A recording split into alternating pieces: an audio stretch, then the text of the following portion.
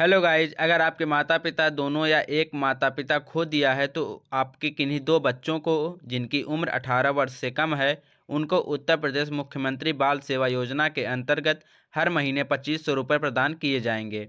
इसमें क्या क्या डॉक्यूमेंट लगने वाले हैं और इस फॉर्म को कैसे अप्लाई करना है, इसका कंप्लीट प्रोसेस मैं आपको आगे इस वीडियो में बताने वाला हूँ।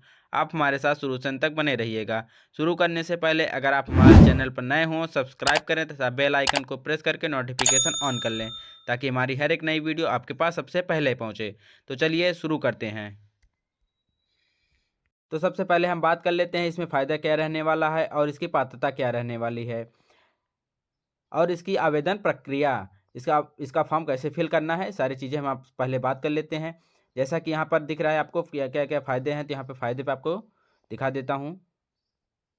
यहाँ पर आपको हर वित्तीय सहायता जो है 2500 रुपये प्रतिमाह मिलने वाला है। अब इसमें हम आपको दिखा देते हैं पात्रता क्या रहने वाला है। इसमें पात्रता है गैर संस्थागत बच्चों के लिए। पहला है 18 वर्ष से कम उम्र के बच्चे जिन्होंने गैर कोविड कारणों से माता पिता दोनों या एक माता पिता को खो दिया है। और दूसरा है 18 से 23 वर्ष के किशोर जिन्होंने कोविड या किसी भी कारण से माता पिता दोनों या एक को खो दिया है और 12वीं की कक्षा पूरी करने के बाद उच्च शिक्षा प्राप्त कर रहे हैं। और तीसरा है तलाकशुदा माताओं या बच्चों के लिए, वे बच्चे जिनके माता पिता अभिभावक जेल में हैं उनके लिए भी है। बच्चों को बाल श्रम, भिक्षावृत्ति एवं वेश्यावृत्ति से बचाया गया। और छठा है भिक्षावृत्ति से वेश्यावृत्ति में संलिप्त परिवारों के बच्चे इसमें शामिल हो सकते हैं। परिवार के अधिकतम 2 बच्चों को सहायता प्रदान की जाएगी।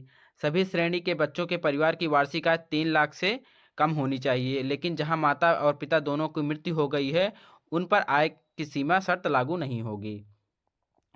और संस्थागत बच्चे के लिए क्या है, 0 से 18 वर्ष आयु वर्ग के तहत पहले बच्चों के घरों में रहते थे और फिर से परिवारों में शामिल हो गए हैं या बाल देखभाल संस्थानों में रह रहे हैं।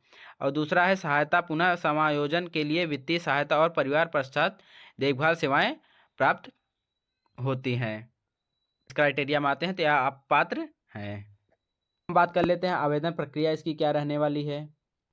इसकी आवेदन प्रक्रिया यहाँ पर दिख जाएगा आपको ऑफलाइन, यहाँ आपको ऑफलाइन ही फॉर्म इसको फिल करना है। आप किसके माध्यम से फिल होगा, यहाँ पर लिखा हुआ है गैर संस्थागत बच्चों के लिए कौन कौन कैसे अप्लाई होगा। आवेदन जमा करना किसके पास है, ग्रामीण, अगर आप ग्रामीण गांव से हैं, ग्रामीण क्षेत्र से हैं तो ग्राम विकास अधिकारी या ग्राम पंचायत अधिकारी या खंड विकास अधिकारी या जिला प्रमोशन अधिकारी के पास आप जमा कर सकते हैं। अगर आप शहरी क्षेत्र से हैं तो लेखाकार, तहसील कार्यालय या जिला प्रोबेशन अधिकारी के पास जमा कर सकते हैं। इसमें आवश्यकताएं क्या क्या है, आवेदक पत्र सही ढंग से भरा हुआ, स्वप्रमाणित और सभी आवश्यक दस्तावेजों के साथ है। और सत्यापन कौन करेगा, अगर ग्रामीण क्षेत्र से हैं तो खंड विकास अधिकारी सत्यापन करेगा और अगर आप शहरी क्षेत्र से हैं तो एसडीएम द्वारा सत्यापित किया जाएगा, उप जिला मजिस्ट्रेट के द्वारा। अनुशंसा क्या है, सत्यापित आवेदन जिला प्रोबेशन कार्यालय बाल संरक्षण इकाई को अनुशंसन के साथ भेजे गए हैं। और संस्थागत बच्चे कैसे फिल होगा, तो पहला जिला बाल संरक्षण इकाई व बाल कल्याण समिति सीधे संपर्क कर पात्र बच्चों की पहचान करेगा। और दूसरा है आवेदन बच्चे या माता पिता पहचान के 15 दिनों के भीतर आवेदन जमा करें। अगर बच्चे के माता पिता हैं, अगर पहचान होने के बाद 15 दिन के अंदर इस आवेदन को जमा करना पड़ेगा। पर्यवेक्षण सभी पात्र बच्चों के समय पर आवेदन जमा करना सुनिश्चित करने के लिए जिला स्तरीय टास्क फोर्स बाल कल्याण समिति और बाल संरक्षण इकाई की निगरानी करती है। अब हम बात कर लेते हैं इसका डॉक्यूमेंट क्या क्या लगने वाला है और इस फॉर्म का पीडीएफ आपको कहाँ से मिलेगा और इस फॉर्म को कैसे स्टेप बाय स्टेप फिल करना है, मैं सारी चीज़ें आपको इस वीडियो में बताने वाला हूँ। तो चलिए मैं आपको दिखा देता हूँ उस फॉर्म को पीडीएफ को ओपन करके। जैसा कि यहाँ पे पीडीएफ ओपन हो गया है, इस पीडीएफ आप डाउनलोड करना है तो मैं आपके टेलीग्राम चैनल पे इसको दे दिया हूँ, वहाँ से आप डाउनलोड कर सकते हैं। टेलीग्राम चैनल का लिंक मैं आपको डिस्क्रिप्शन बॉक्स में दे दिया हूँ, वहाँ से आप डायरेक्ट ओपन करके चैनल ज्वाइन कर सकते हैं। तो यहाँ पर जितनी सारी चीज़ें मैंने बताई यहाँ पर लिखी हुई है, तो आप इसको रीड कर सकते हैं ओपन करके। चलिए मैं आपको फॉर्म दिखा देता हूँ, फॉर्म कैसे फिल करना है।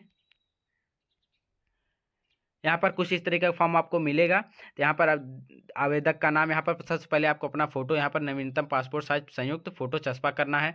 उसके बाद यहाँ पर लिखना है आवेदक अपना नाम यहाँ पर फिल कर देना है। आवेदक का बच्चे के साथ क्या संबंध है, इसको आप यहाँ पर टिक कर सकते हैं।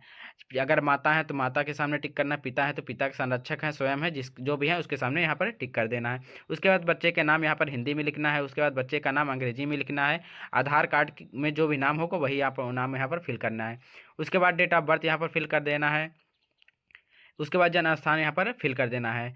उसके बाद बच्चे के माता का नाम यहाँ फिल कर देना है। बच्चे की माता की स्थिति अगर जीवित है तो जीवित लिख देना है, अगर मृतक है तो यहाँ पर मृतक लिख देना है। मृत्यु की तिथि या कारण, किस कारण से मृतक हुई है यहाँ पर और किस तारीख को डेट मृत्यु हुई है वहाँ पर आपको नोट कर देना है। उसके बाद बच्चे के पिता का नाम यहाँ पर फिल कर देना है। उसके बाद बच्चे के पिता की स्थिति जीवित है मृतक है उसको आप यहाँ पर लिख देना है। उसके बाद मृत्यु की तिथि व कारण, किस कारण से मृत्यु हुई है और किस तारीख को मृत्यु हुई है यहाँ पर फिल कर देना है। उसके बाद संरक्षक का नाम व पूर्ण पता यहाँ पर आपको एड्रेस अपना यहाँ पर फिल कर देना है। उसके बाद संरक्षक का बच्चे के संबंध, जो अभी आपका निगरानी कर रहे हैं उनका बच्चे के साथ संबंध क्या है उसको आप यहाँ फिल कर देना है। क्या लाभार्थी का परिवार उत्तर प्रदेश का निवासी, अगर आप उत्तर प्रदेश के निवासी हैं तो हाँ करिए, अगर उत्तर प्रदेश निवासी नहीं है तो यहाँ पर नहीं कर देना है, टिक कर देना है। उसके बाद यहाँ पर आपको अपना स्थायी पता लिख देना है। उसके बाद यहाँ पर पिन कोड फिल कर देना है। उसके बाद वर्तमान पता, अगर आपने एड्रेस चेंज हुआ है तो यहाँ पर वर्तमान पता में यहाँ पर फिल कर देना है। उसके बाद यहाँ पर पूछ रहा है क्या संरक्षक के परिवार की वार्षिक आय 2 लाख से कम है और माता पिता दोनों की मृत्यु होने की स्थिति में लागू नहीं है। अगर आपके माता पिता नहीं है तो यहाँ पर एक ऑप्शन दिया हुआ है लागू नहीं है, तो यहाँ पर आपको टिक कर देना है। अगर आपके माता पिता में कोई एक है तो यहाँ पर अगर आपकी उसकी वार्षिक आय जो है 2 लाख से कम है तो यहाँ पर हाँ पे टिक कर देना है, अगर नहीं है तो नहीं पे कर देना है। उसके बाद पूछ रहा है परिवार के सदस्यों का विवरण, आपके परिवार में कितने सदस्य हैं, यहाँ पर आपको नंबर वाइज नंबर नाम लिख देना है। उसके बाद आवेदक का मोबाइल नंबर यहाँ फिल कर देना, आवेदक का आधार कार्ड संख्या यहाँ पर फिल कर देना है। आवेदक के बैंक खाते का विवरण यहाँ पर खाता धारक का यहाँ पर नाम लिख देना है। उसका बच्चे के साथ खाता धारक का बच्चे के संबंध यहाँ लिख देना है, खाता संख्या यहाँ पर लिख देना, बैंक का नाम यहाँ पर लिख देना, बैंक की शाखा व पता यहाँ पर लिख देना है, FSC कोड यहाँ पर लिख देना है। उसके बाद किस माध्यम से आप यहाँ पर फॉर्म को अप्लाई करना चाहते हैं, जैसे कि यहाँ पर पूछ रहा है 0 से 10 वर्ष तक की आयु के बच्चे के वैध संरक्षक में के बैंक खाते में ₹4000 प्रति माह की धनराशि देय होगी, बशर्ते औपचारिक शिक्षा हेतु उनका पंजीकरण किसी मान्यता प्राप्त विद्यालय में कराया गया हो, तो यहाँ पर टिक कर देना है। इसको आप पढ़ सकते हैं, पढ़ करके जो भी जिस माध्यम से आपको फिल करना है यहाँ पर टिक कर देना है।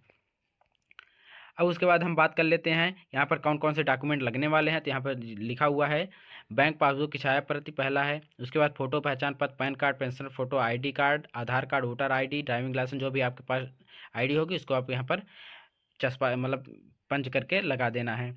उसके बाद विधिक रूप से गोद लेने का प्रमाण पत्र होगा, उसको भी यहाँ पर डॉक्यूमेंट लगने वाला है। माता पिता या माता पिता दोनों जैसी भी स्थिति हो उनका मृत्यु प्रमाण पत्र यहाँ पर लगने वाला है। एकल माता या पिता के जीवित रहने की स्थिति में आय प्रमाण पत्र यहाँ पर लगेगा। अगर आपके माता या पिता कोई से है तो उसका आय प्रमाण पत्र यहाँ पर लगने वाला है। अगर माता पिता के दोनों की मृत्यु नहीं है तो उनकी आय प्रमाण के पत्र की आवश्यकता नहीं है।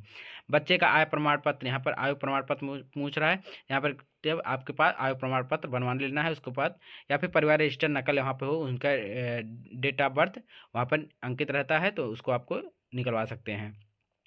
उसके बाद पूछ रहा है संबंधित श्रेणी के शिक्षण संस्थान में पंजीयन का प्रमाण पत्र, यहाँ पर आपको शिक्षण संस्थान अगर लिया हुआ है 6 वर्ष से अधिक आयु के बच्चे हेतु तो उनको आपको यहाँ पर शिक्षण पंजीकरण प्रमाण पत्र यहाँ पर ले लेना है। उसके बाद यहाँ पर उत्तर प्रदेश के निवासी होने का घोषणा पत्र, अगर आप इसका घोषणा पत्र आपको मैं आपको दिखा देता हूँ कैसा रहेगा, उसको आपको प्रिंट आउट निकलवा करके उसको आपके यहाँ पर अपने हैंड राइटिंग से लिख करके लगा देना है।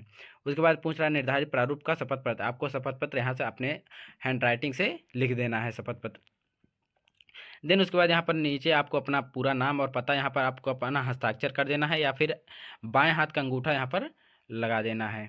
उसके बाद घोषणा पत्र कैसा रहेगा मैं आपको दिखा देता हूँ। यह है घोषणा पत्र, यहाँ पर आपको अपना नाम, अपने पिता पति का नाम लिख देना है, जीवित है मृतक है उसको फिल कर देना है और निवासी कहाँ के हैं उसका आपका एड्रेस लिख देना है। उसके बाद वर्तमान पता लिख देना है। उसके बाद बालिका का नाम लिख देना है, उसके बाद डेट ऑफ बर्थ लिख देना है और जन्म स्थान यहाँ पर फिल कर देना है। उसके बाद आपको अपना अंगूठा का निशान बाएं हाथ का लगा देना है या अगर हस्ताक्षर करते हैं तो यहाँ पर आपको अपना हस्ताक्षर कर देना है। उसके बाद आपको अपना नाम पता यहाँ पर लिख देना है। उसके बाद इन सारे डॉक्यूमेंट को उस फॉर्म के साथ लगा करके निर्धारित अधिकारी के पास जमा कर देना है।